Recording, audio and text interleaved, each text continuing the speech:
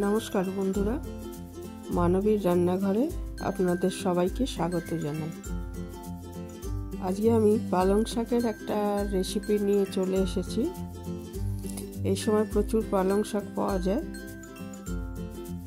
পালং শাক এখন সারা বছরই পাওয়া যায়, কিন্তু এই সময়টায় বেশি পাওয়া যায়, এটাই সিজন। তো একটা পালং শাকের রেসিপি নিয়ে এসেছি। এর জন্য আমি এক আটি পালং শাক নিয়েছি, আর নিয়েছি শিম, বেগুন, আলু, কুমড়ো। এগুলো আমি কেটে ধুয়ে নিয়েছি। আর এখানে পালং শাকটা ভালো করে বেছে ধুয়ে টুকরো করে নিয়েছি।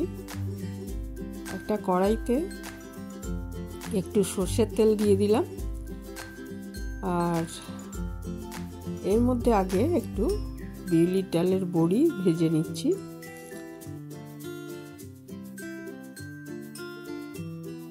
বড়িটা ভেজে আগে তুলে রাখবো। তারপর ওই তেলের মধ্যেই শুকনো লঙ্কা ফোড়ন দিয়ে দিলাম, আর একটু পাঁচ ফোড়ন।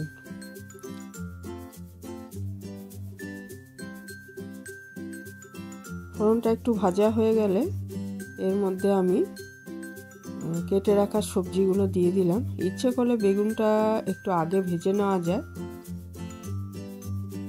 তো আমি একসঙ্গে দিয়ে দিয়েছি।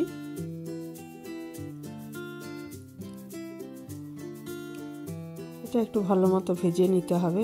দিয়ে দিলাম পরিমাণ মতো নুন আর একটু হলুদ। শুধু সবুজ শাক করতে হলে হলুদ না দেওয়াই চলে, কিন্তু এখানে সবজি রয়েছে, কাজে হলুদ তো দিতেই হবে। আর হলুদ শুধু রঙের জন্য না, হলুদের অনেক গুণ আছে, সেই জন্য ব্যবহার করা হয় খাবারে। তো সবজিগুলো একটু ভাজা ভাজা হয়ে গেলে এর মধ্যে পালং শাকটা দিয়ে দিচ্ছি। দিয়ে এর মধ্যে খুব সামান্য একটু চিনি দিয়ে দিতে হবে। আর এগুলো সব ভালো মতো মিশিয়ে ঢাকা দিয়ে আমি 4-5 মিনিট আগে রান্না করে নেব। ঢাকা দিলে কি হবে, শাক ঢাকা দিয়ে রান্না করতে পারলেই ভালো হয়, পুষ্টিগুণ বজায় থাকে। আর এটা মানে জল ছেড়ে যাবে, জল তো আর এমনি দেবো না, জল ছেড়ে যাবে, সেটাতেই সবজিগুলো সেদ্ধ হয়ে যাবে। 4-5 মিনিট পর এটা ঢাকাটা খুলে, অনেক জল ছেড়ে গেছে আর তরকারিটা সেদ্ধও হয়ে এসছে।